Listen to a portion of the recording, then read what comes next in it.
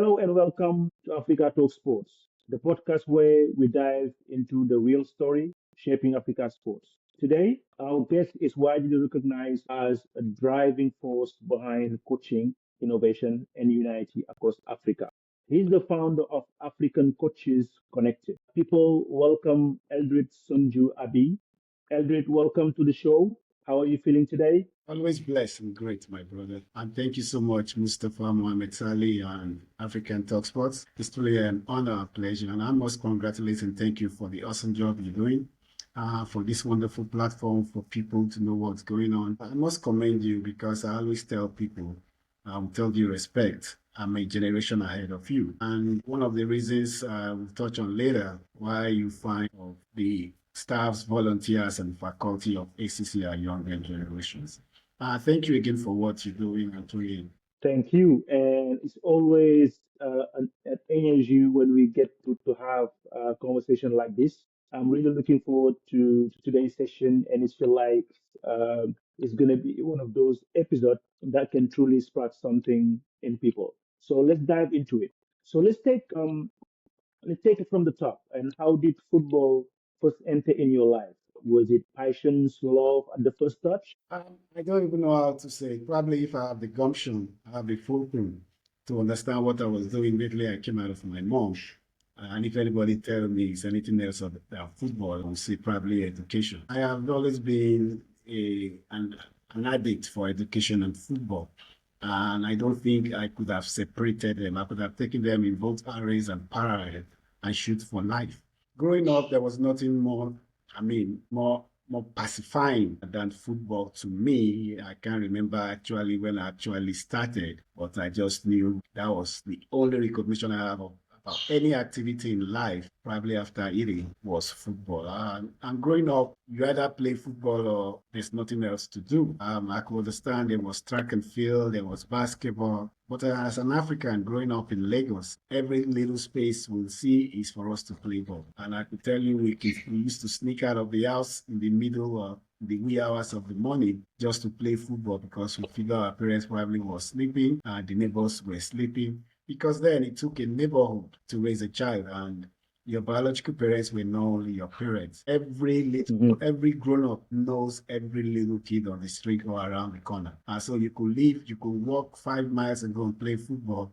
Your parents already know you played football, and that was trouble. And because then football was, people categorize people playing football as no good, as kids that didn't want to go to school or even dropouts. So it was a stigmatization that followed anybody playing football during the day. And the question was, don't you have something better to do than to? And again, nobody had a real actual football. I could remember with anything that was round, it could be an orange, it could be a lime, it could be anything that was spherical. Not even spherical, but that Yeah. just roll, we kicked it around. And it was with bare feet and we could travel 4, 5, 10 miles because we were never tired. You finish playing with one set of people, you join another set of people, and it's only down on you when it's dark and you can't see, and then the anesthesia or the feeling that, oh, I'm in trouble when I get home. And again, some of us, our parents could not afford to buy us shoes or a bag to put our books, and they could only afford that maybe once in 3 years. And when they do, we use our shoes to make goalposts or our bags, and we get caught in the adrenaline or the European of playing the football, and some other kids just picks your shoes or your bag, and after the game is over, it's like, wow, where's my bag? Where's my shoe? And then you have to look Yeah. at your closest to follow you home and go and beg your parents. Oh man, it was fun. Nice memories. Yeah, like Fast real African kids. I think those type of childhood you only find it in Brazil or in Africa. So where you South can America. just go and just pick Yes, up anything that around like a ball, tennis yes. ball, And anything that you're gonna find. I couldn't relate because raising up my kids in America and I have to beg and force them, come and play football. This is the only way. And they're looking at me like, what are you talking about? This thing.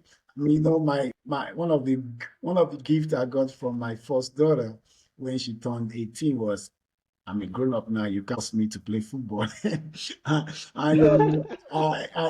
was like, wow. And I wish my parents, could force me. And now look at even what has transformed there in Africa ourselves. Parents now are pushing. With African Coaches Mhm. Connect, I get loads and loads of call messages and requests from parents that please plug in my kid somewhere. He wants to play football. Direct us somewhere we can play and get good training. Hey, it's a new day. Yep, that's the new days. But before we jump on the on your organization, but let's talk about the transitions because the players, somebody that someone who has been in touch with the football environment at a very early age. How about the transition in coaching? Can you tell us about your early days as a football coach? What inspired you to take that path? Think it was the passion. And again, I want to thank so many people that have been very instrumental to my journey as being a coach. One of them was I went to a secondary school called Lagos City, and we had a coach. We call him Coach Olu. All due respect and accordance. This guy was, I don't know the right words because I can't sit here or I can't say or lay claim to anything about football without Coach Olu. But this was a guy that had little or nothing. And this guy travels miles to make sure he comes and train us. And Mhm. from his nothing else, he used to dig out into his, I don't even know how he gets it, and make sure we were okay. I mean, this man will buy us, is it a loaf of bread, what mineral or whatever, soft drink, soda or whatever.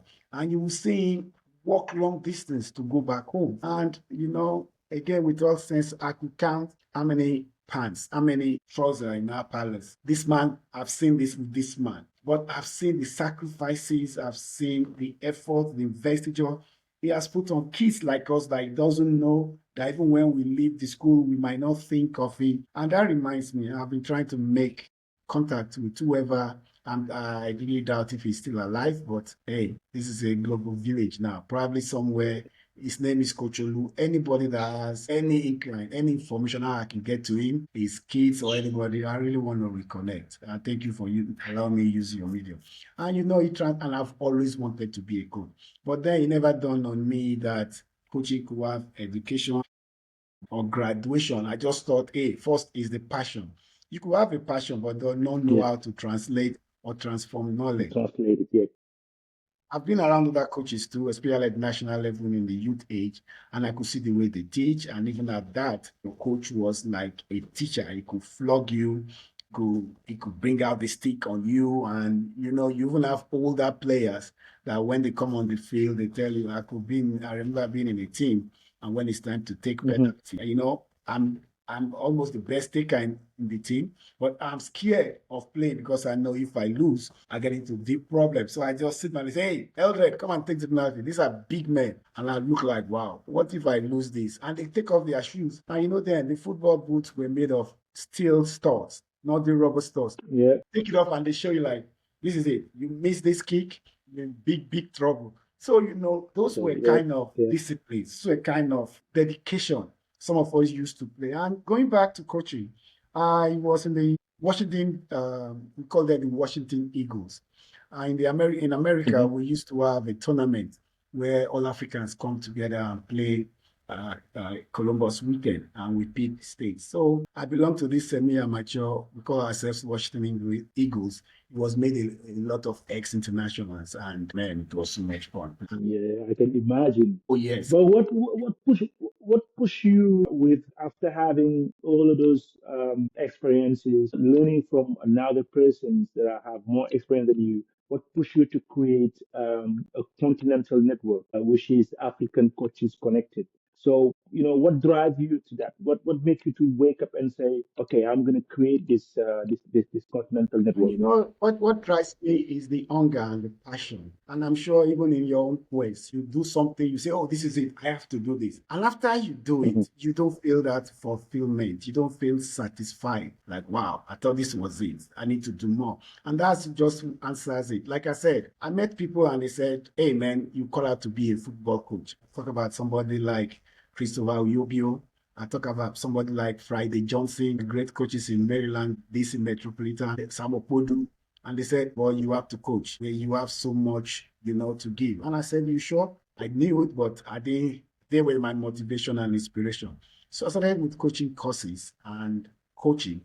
And back to your question, and after I have coached almost at all levels, and I still feel that vacuum, particularly when I come back around into Africa, I see the level of abandonment, disdain, I see the level of neglect some of my peers and contemporaries go through as coaches, as football professionals, physiotherapists, name it, everybody in the football ecosystem. I see the hmm vast desert of disparity or differentials than when you practice this trade in Europe, in America, North America, and you come back to Africa.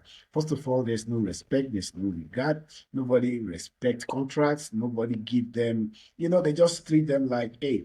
And it kills me that even in our own country, we fight and try to favor other nationals, which can be referred to as foreign, to come and take our trade. And I can understand there's a learning curve, but how long will Africans keep learning? And I said, well, probably this is what ACC needs to bring. Break the gap, bring these schools to these people, develop, improve, and make them leaders.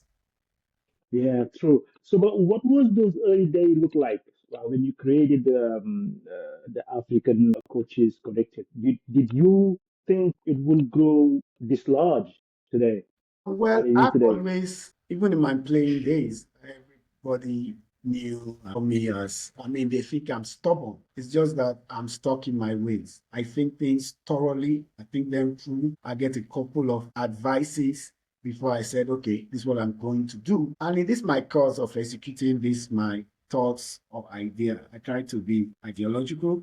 I try to be very sensible, compassionate, and considerable. But I don't like when people feel if I come to Musa, I want to wear a yellow shirt. I don't want you to tell me the yellow hmm shirt is not good. You might say, the yellow shirt might not be good for you today. It's probably crowded, it might rain, and bright colors don't do well when they get to it. That's a progressive hmm advice. Don't tell me yellow shirts are not good. I will buy that. I just say hmm thank you, but I know I went to the wrong person. So I've had my challenges with ACC. It's very tough, particularly in Africa, which I belong, which I think ACC is needed. There's a lot of kickback, and that's why I've always told everybody ACC, African Coaches Connect, it's not your competitor. We are a committee for all of us to grow. And I tell people the sky is so big. I don't want to mention names of airlines, but all of them fly in the sky. They all do their businesses. If you think your hmm idea or your is better, bring it on. And I even tell people in coaching, when we grew up as a coach, then it was mostly scrimmage, 11v11.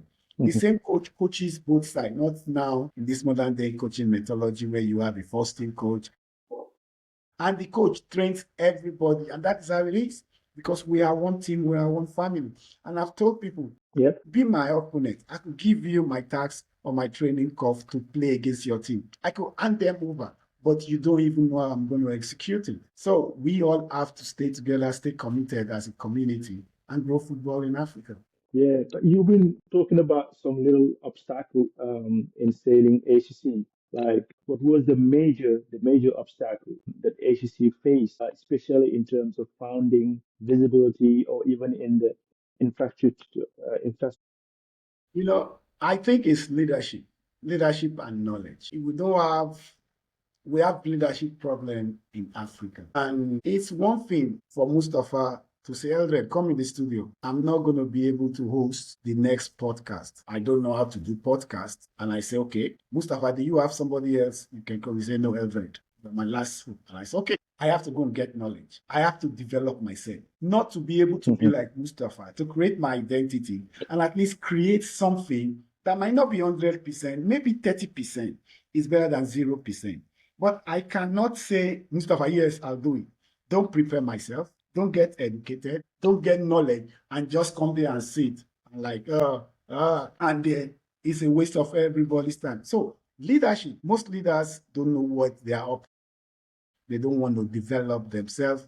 And they are too bourgeois to want to say, hey, come here, let's work together. And even when they have some of hmm them agree to bring people around them, they make those people feel like you don't matter. And I'm just here to, I don't want to like the word they use, and dump you.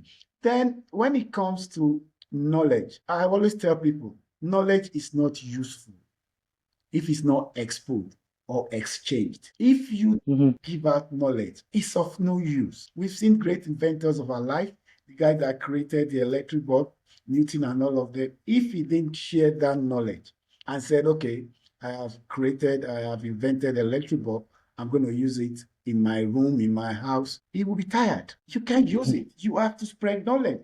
You are doing a podcast. You could have started in your office, in your bedroom, and do your podcast. But who are you going to talk to? We are all Yep. community, and we must come together to grow. Hmm. So that's a really good mindset, I would say, and we need to definitely go on that level of thinking right now as Africans, and make sure also the exchange of knowledge and the willing of learning, and to be able to do what we are meant to do, or the position that we held, we know about it, which is once again the knowledge. But you have trained countless coaches and athletes or leaders. So, what does mentorship mean to you in the African sports context? Yes, part of the mentorship is something I will touch on this wonderful platform you have created. African coaches is not only for coaches, maybe because of the nomenclature. Coaching is for whoever. A club owner is a coach in his own way. He coaches the rest of his team, the players, the coach, the team manager, the doctor, what he envisage and wants from that ball club. So African Coaches Connect comprises football coaches, football managers, agents, players, sports science, even the sport writers, apparel manufacturers. It's just a community. We want to industrialize and commercialize football in one roof, under one roof. And just like we're talking about leadership and knowledge, you see, it goes both ways. I strongly feel like I tell every young man, like we have close to 2,000 young for ACC. And what I tell them is sometimes I tell them something and they say, oh, president, I don't even like being called the president. I like being referred to as the servant. They say, how do I do this? We need to do this, something that will last till 20 years. And I said, I have lived 60 plus behind me. I don't know how Okay. much more I'm going to go. How can I help you at 25, 26 build your future that I'm not going to be part of? You tell me what you think is going to happen in the future. Don't ask me. I'm not looking beyond 5, 6, 7 years, which I think I can have the energy to do what. So build your future. Bring out those ideas, those innovations, those things that could sustain ACC or whatever we're doing for your generation. I can't build a future that I'm not going to be part of. So that's part of mentorship. And that is part of leadership. You know, another analogy I did, I taught my kids to start driving at 12 years. That was when I started driving. And since that day, I can never be in the car with any of my kids and drive. I throw them the key. You've learned how to drive. I taught you how to drive. Why should I drive? So mentorship is not just continue to mentor these kids before you, I don't know, you give them a chance to actually be leaders and you sit back and enjoy the moment and probably give one or two tips. And when they come back to me, I said, well, this is what I will do, but investigate my recommendation and observation and see how it is work. Because that is really mentorship. Mentorship and leadership, I think that should be earned and that should be given freely. Totally true, and I agree with that. And I love that because mentorship is our context. In our context, sorry, in our context, isn't just about guidance. It's often about survival, about navigating systems that aren't built for us. And that's really important, like people like you thinking about the new generations. But what do you think about many of our senior leaders, just to say the truth, refuse to pass the baton to the next generation? Why? Like, I'm not going to say refuse, but what do you think is the gap, or where is the misunderstanding between the new generations and the senior leaders in Africa? Well, in one of my books I'm writing, I call it generational younger. You know what is younger in the African palace? Younger is to show off. Younger is bluffing or showing off. And in this younger, I want to attach ignorance and probably some illiteracy. I don't know if today you said, Eldred, let's go and watch a football match in New York and we get to the field, you will hardly see coaches or football professionals that don't know each other before coming together as one group. If you go in there, you will look at a group, and I'm sure you'll be more attracted to go with your generation people. Probably I will look like, what am I going to discuss with this small boy? I will go to my Yeah. old men's group.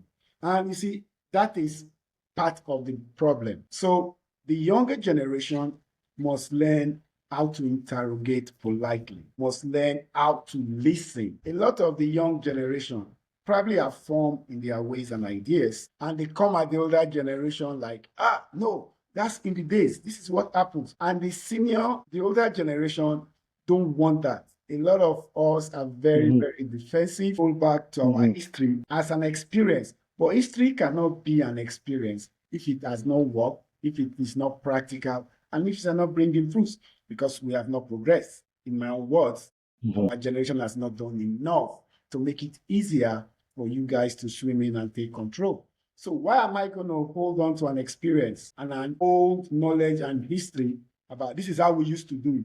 But you used to do it and it has not done anything.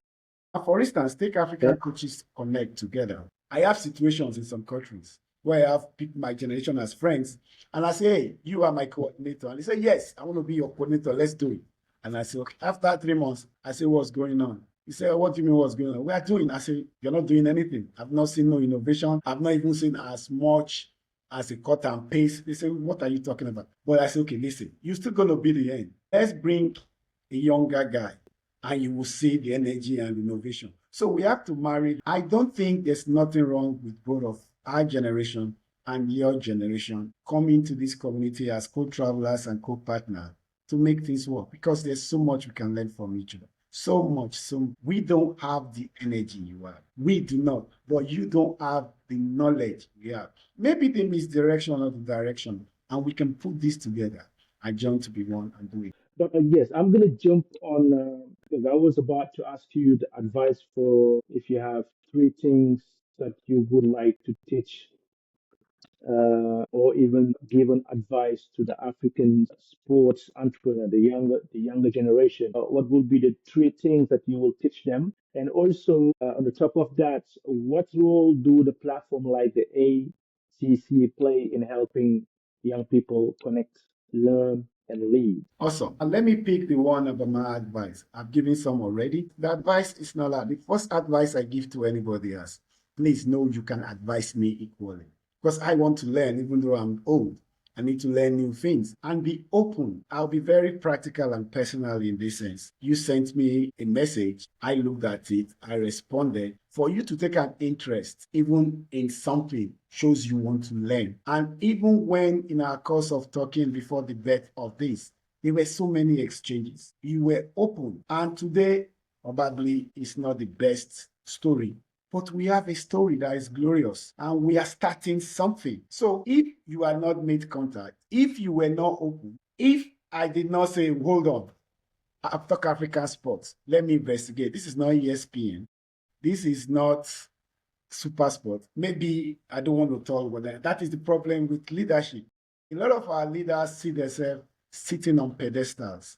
They see, I was talking to somebody in Uganda and he called me at Pig and we were talking and he said he wants to speak with Eldred, the president of Africa. I said, this is me. How are you, sir? He said, no, not my Eldred. He said he wants to speak with. I said, this is me. Then he hung up. Then I called back. I said, sir, I think we had a bad disconnection. He said, no, somebody was playing pranks with him and saying he was. I said, I am. I said, you can call on video. He said, oh, man, leave that in. People have a way of. I said, well, it's me. I don't know what else to put. He said, no, you are too accessible. You are too easy. So also are going to events. And they say, ah, that's They say, no, that's not Elder. So if knowledge is not accessible, if leadership is not accessible, it's of no meaning. You can't stay in a pedestal or be unreachable and think you're a leader, or you are not accessible to the flow of communication. And it's not leadership, it's not mentorship. So if we can put all these simple things, we are open, we listen, we communicate, I think the major hurdle is over us, because we have so much talent in Africa. We have so much. And look at you. You started in Senegal. You didn't like probably what was going on. You said, let me improve myself, let me regroup, and let me become bigger and stronger. And this is a bank. I congratulate you. I appreciate you. But again, done that and you're now bringing it back to Africa. A lot of us do the same thing and they said, oh boy, leave Africa, they are not ready. No, we are ready. And we should forget about leadership. The critical mass is those of us at the base. And those are people that needs us, that needs our support. We have to be at each other's back. We have to lift each other's up. That's all there is to it. Yep, that's, really what you're saying makes sense, and definitely our listeners will learn from it. And thank you very much once again for the informations, the advice, and the orientation that you're giving through this platform. But let's now cast eyes on forward. Let's now cast our eyes forward. You have planted the seeds. What does the harvest look like You have to on the come with ACC? that. Your connection was not coming through. Can you repeat the question? I say, yes, I say, let's now cast our eyes forward. You have planted the seeds. What does the harvest look like right now on the ACC? Oh, the future is always bright because none of us walk and look backwards. When we walk, we keep our heads forward and we keep going. I'm headstrong. I'm so determined that whatever all of us are doing now, as long as it's legal, it's respectful, it has fairness of purpose, and it impacts people, it's going to succeed. And it's not only to succeed in my time. Like I tell everybody around me, even my kids, I say, nobody has a share or majority claim to African Coaches Connect than everybody. I say in our usual palace, I say African ACC, we get united to get better and greater. And I say we are the ones we are waiting for. We are here. All of us are here. So let's come together. The future is very, very bright. And you can see a lot of things. Even the big federations and even the FIFA, they're beginning to see what is going on. And the only thing now is accountability, delivery concept. When we can tweak that, when everybody knows, yes, people can ask me to be accountable. And a lot of the pushback too comes from some of us. Some of us give us out. Some of us get involved. And I have a message for all of them, my brothers and sisters. There's nothing more glorious than living something that touches people. Not that touch your account, not that touch the kind of house or cars you ride. It's living legacies. It's doing things that improves people. And it's not improving people that don't need it or that don't want it, but it's just because they are in your clique. It's improving people. I'm a great lover of God's creatures and creations. I love pets. And people say, why you have plants and animals around you so much? I said, the greatest gift is to give to somebody or something that can tell you thank you. But you can look in their eyes. I don't know if you ever held the hands of somebody that couldn't see to cross the road and he doesn't know you, he doesn't see you, but you could see in his demeanor like, wow, Feeling. that is Yeah, that is the life we should yeah, live. yeah, true. So, what is the big dream now with African Coaches Connected? Where do you see you guys in 5 years? Well, I want to see it after our convention in Morocco, and we're having the African Coaches Convention in Casablanca in December. We've progressed since we had the first one in Cote d'Ivoire, Abidjan. I want to see Africa. When we started, it was 7 countries I approached, now in 137, and we are still growing. But we need to make the chapters grow. And we're still stuck in this concept about leadership. We have leaders, even in the ACC fiat, that believes this education is for me. I don't want Tony, I don't want Yaya to know about. So he does not have the same qualification. And I keep telling them, no. We're running 3 courses. We're able to conduct the tutorial for the FIFA Football Agent exam. Those are the kind of pluses. Those are the kind of support structure that we bring. Because we want us to, they are playing the World Club Football. How many coaches there are Africans? How many sport writers working there are Africans? I've just, in our earlier conversation, we have the 5, 6 major professional leagues in the world. How many are, see how many Africans are football players, where they even graduate as coaches, but not fit enough to take the front saddle. And those are my future. Those are my dream. That walk into Manchester City and see an African coaching a Manchester United team, playing against probably a Chelsea, because there's no difference. And we can do it only if we keep believing ourselves. We're going to have baby steps, we're going to have mistakes, but we believe in ourselves, we support ourselves through those funnels or cubicle, and grow ourselves to that pay. Everybody we bring in here from outside Africa was not built like that. They started somewhere. And please, when they are bringing, let them bring people that can improve us, people that are even what and have a name in the field. Don't bring people that don't even know what they are doing, all in the sense of their business. All that has to change. And you have a better chance than me because what you say, people hear it more and louder. So don't stop, Mustafa. It's a community. We must all do our bits. That's it. Totally agree with you.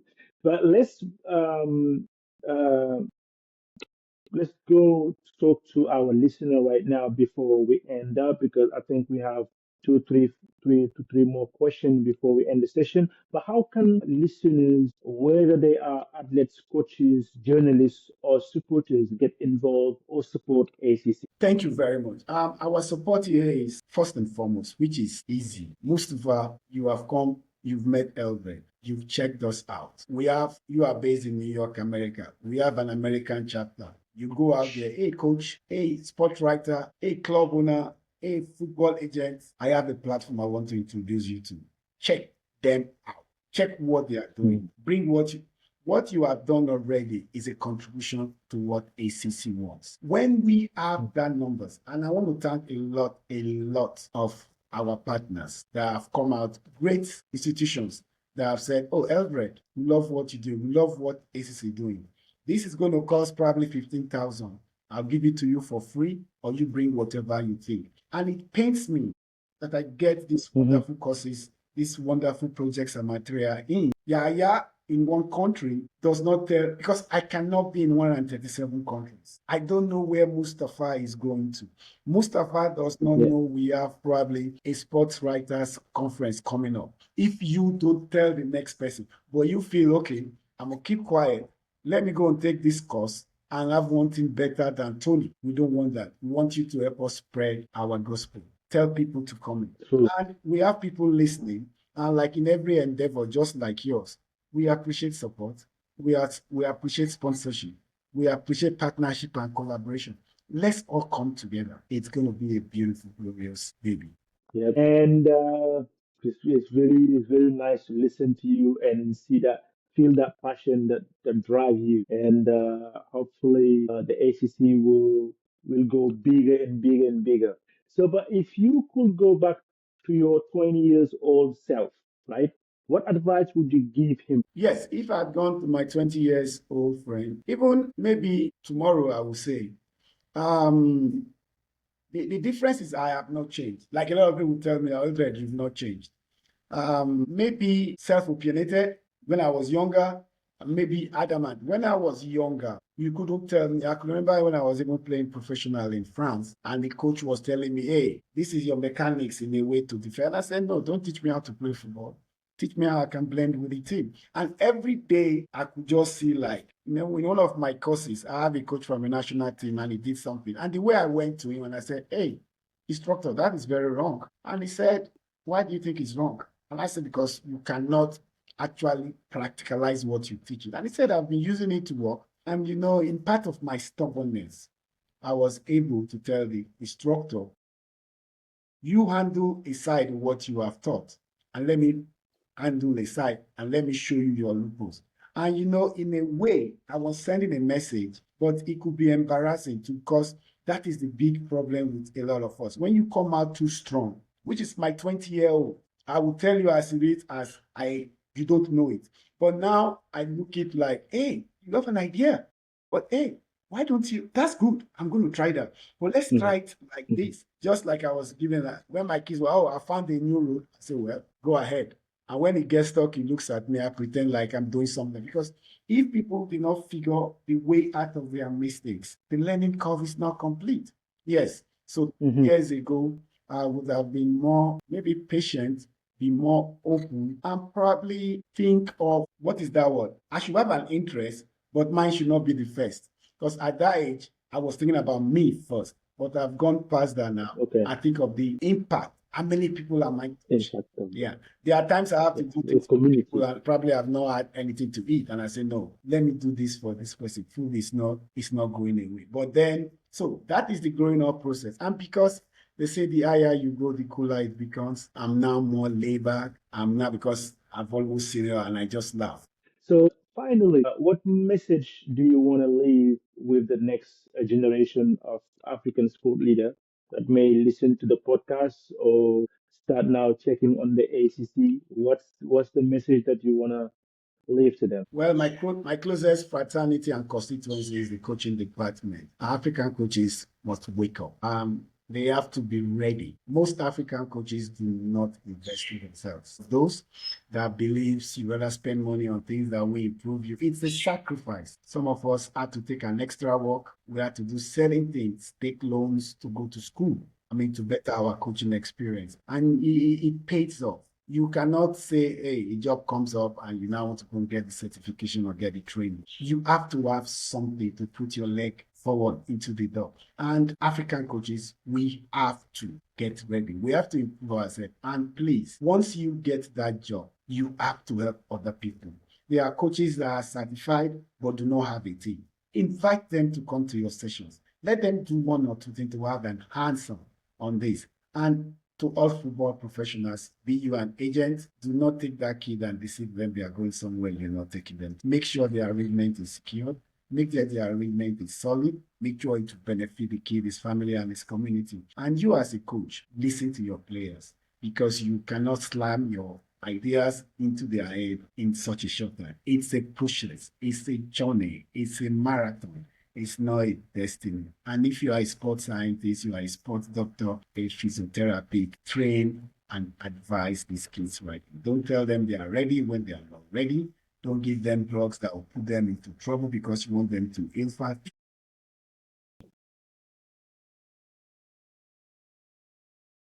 Them what the contract says you should do them.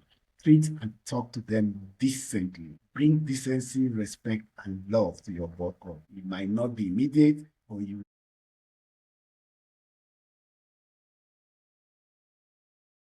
Mustafa, always tell the truth. You and your job, obviously, your job is to make sure you speak truth to ACC, to Eldred. Say it so we all can close our eyes in the night. That's wonderful. And so, do you have any closing words? Because we're coming at the end of the podcast. My closing word has always been be steady to your dream because we all must live our dreams. This work, we are all called here for a purpose. And I think the only purpose for some of us that are a bit spiritual is to do God's work and to serve humanity. So whatever you're doing right now, you must put that into context. Is the next person feeling your benefit? Anything you know you can help the next person go through difficult times, improve them, and make them be better professionals in whatever they do. You are winning and you are serving God's purpose. Come join ACC or come take participation and ownership and help us grow African football, help us grow our people, and help us grow the continent. I love you all, and it's peace from me. All right. Thank you very much, Eldred, for not just sharing your journey, but also your courage, your truth, and your hope for this continent. Your work with African coaches connected is proof that belief, visions, and service can build a movement that matters.